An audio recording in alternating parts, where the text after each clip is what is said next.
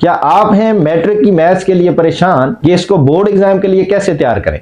तो मेरी जान ना हो परेशान, इसका है सॉल्यूशन बड़ा आसान। आप बस बेल आइकन को करें ऑन, फिर देखें चैनल की शान।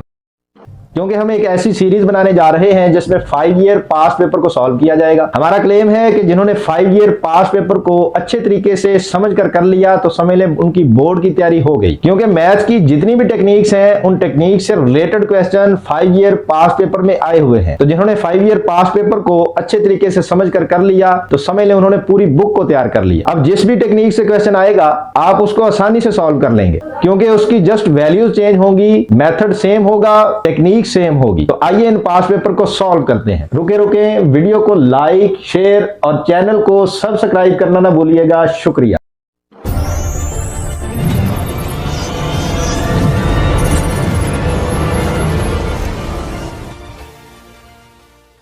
अस्सलाम वालेकुम स्टूडेंट्स, हम पास पेपर सॉल्व कर रहे हैं। 9th क्लास है, मैथ है और इसमें 2022 के पास पेपर हम सॉल्व करेंगे। तो सबसे पहले एमसीक्यूज को सॉल्व करते हैं। एमसीक्यूज नंबर 1 है कि हमने स्क्वायर रूट फाइंड करना है। किसका? a square minus 2a plus 1। तो स्क्वायर रूट बनाने के लिए हमें होल स्क्वायर बनाना पड़ेगा। तो यहाँ देखिए एक फॉर्मूला कंप्लीट हो रहा है, a square minus 2ab, b क्या है यहाँ पे 1 plus b square which is equal to a minus b whole square. अब यहाँ पे हमने अगर इनका स्क्वायर रूट लें, क्या आएगा answer? a minus 1 whole square square root. अब स्क्वायर रूट को जब रेड्यूस करेंगे तो आंसर क्या आएगा? Plus minus a minus 1। So option A is correct. MCQ number 2 है, equality of ratios is called proportion. कितनी रेशियोज की इक्वलिटी को हम प्रोपोर्शन कहें? For example a ratio b proportion या equal, c ratio d is called proportion. उसके बाद है एमसीक्यू नंबर 3, अप्रोक्सीमेटली के लिए सिंबल कौन सा यूज होता है? तो अप्रोक्सीमेटली के लिए सिंबल जो यूज होता है वो कुछ इस तरह का है, ऑप्शन ए है। और कांग्रुएंसी के लिए अगर आपसे पूछा जाए तो वो कौन सा यूज होता है? उसके लिए इक्वल साइन आता है और ऊपर सिमिलर का साइन आता है। इसको कहते हैं कांग्रुएंसी या congruent to.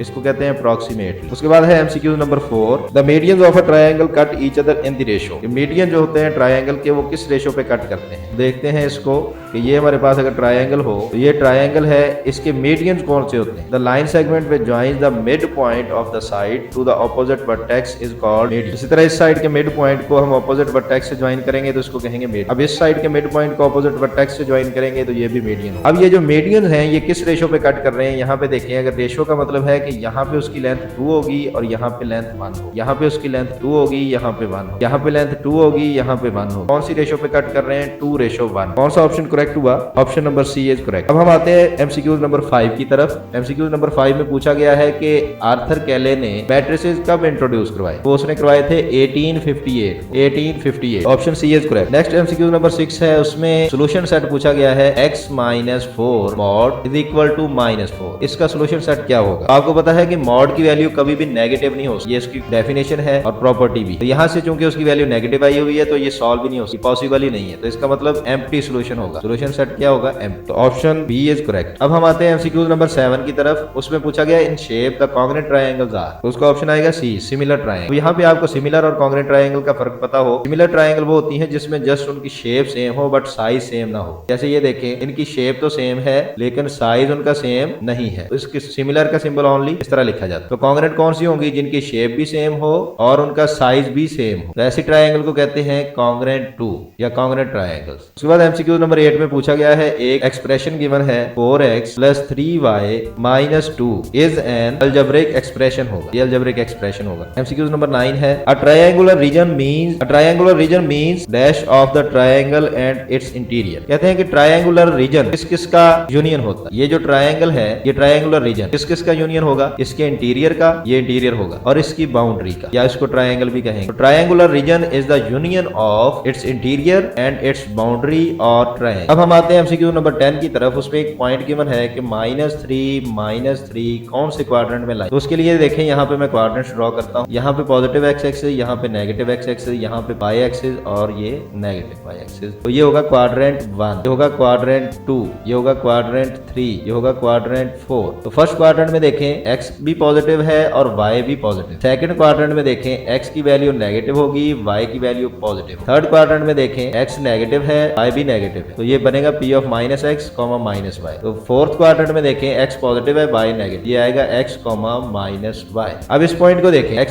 First value x की होती है और सेकंड y, तो फर्स्ट नेगेटिव सेकंड भी नेगेटिव। कौन सा क्वाड्रेंट हुआ? Quadrant 3। This point lies in quadrant 3। Option D is correct. Next हमारे पास एमसीक्यू नंबर 11 है, उसमें लॉग गिवन है, लोगारिथमिक वैल्यू में गिवन है, हमने इसको एक्सपोनेंशियल में लिखा। तो y is equal to log of x to the base g, ये लोगारिथमिक फॉर्म में गिवन है। इसकी एक्सपोनेंशियल फॉर्म कौन सी होगी? तो उसके लिए आपने ध्यान में रखना है, जब भी इस तरह आ जाए क्वेश्चन तो उसको कैसे लिखना है, ये लोगारिथमिक g विद बेस, इसको हमने इस साइड पे कैरी करना है। तो चूंकि g बेस है तो इस साइड पे भी बेस ही रहेगा, लिखा जाएगा g y पावर में चला जाएगा is equal to x, log को हम खत्म कर देंगे, ये होगी exponential form. Next MCQ number 12 है और उसमें m की वैल्यू बतानी है, x square plus 4x plus m। तो इसके लिए पैटर्न याद कर लें, पैटर्न मैं लिखता हूं पहले।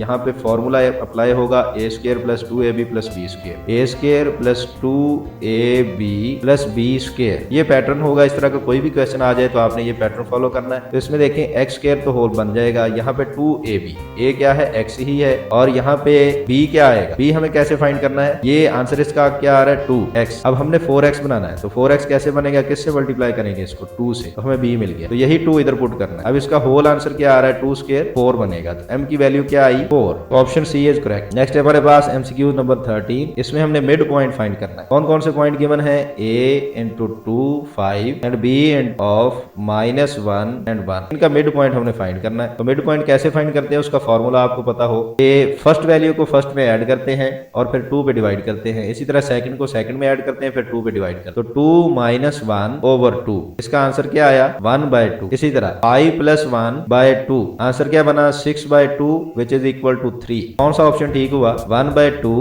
3, option D is correct. Next है हमारे पास एमसीक्यू नंबर 14, उसमें पूछा गया है कि स्क्वायर रूट ऑफ a ये आमतौर पे किस फॉर्म में लिखा जाता है। जिस तरह अब x पावर 1 हो तो इसको कैसे लिखते हैं, ओनली x, लेकिन x स्क्वायर को x नहीं लिख सकते। तो वेरिएबल में स्मॉलेस्ट पावर कितनी होती है 1। इसी तरह रेडिकल में स्मॉलेस्ट पावर 2 होती है। इसको अंडरस्टूड होता है कि यहाँ पे 2 लिखा हुआ है, तो इसको ओनली हम स्क्वायर रूट ऑफ a लिखते हैं। Option B is correct. But यहाँ पे एक बात का ख्याल करना है कि cube root of a is not equal to only square root of a, ये इक्वल नहीं होते। स्मॉलेस्ट वैल्यू जो है वो स्क्वायर रूट ऑफ a के इक्वल होगी, उससे बड़ी जो वैल्यू है वो इक्वल नहीं होगी, ये ध्यान में रखना है आप। उसके बाद है एमसीक्यू नंबर 15, लास्ट एमसीक्यू है हमारा। उसके बाद है एमसीक्यू नंबर 15, लास्ट एमसीक्यू है। इसमें पूछा गया in parallelogram opposite sides are, क्या होती हैं ऑपोजिट साइड, ये पैरेललोग्राम होगी। डायग्राम आप देख लें, इस शेप को हम कहते हैं पैरेललोग्राम।